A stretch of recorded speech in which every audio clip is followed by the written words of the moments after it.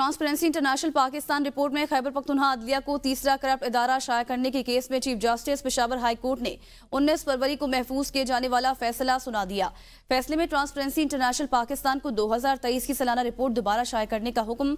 अदालत ने transparency international को रिपोर्ट में गैर मौजूदा डाटा शामिल करके हकाइक पर मबनी रिपोर्ट शाया करने और ट्रांसपेरेंसी इंटरनेशनल को रिपोर्ट 24 अप्रैल तक रजिस्ट्रार पेशावर हाई कोर्ट के पास जमा कराने की हिदायत कर दी है।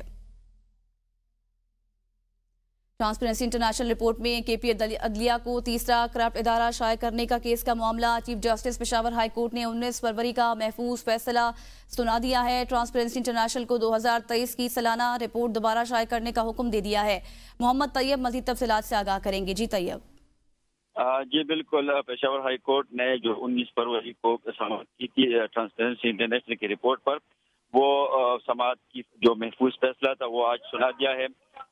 पेशावर हाई कोर्ट के महफूज फैसले के मुताबिक ट्रांसपेरेंसी इंटरनेशनल को हुक्म दिया गया है कि वो अपनी रिपोर्ट दोबारा शाया करें और रिपोर्ट में जो मिसिंग डेटा था उसको भी शामिल किया जाए। और बहुत शुक्रिया मोहम्मद तैयब, इस मुतालिक आप बता रहे थे।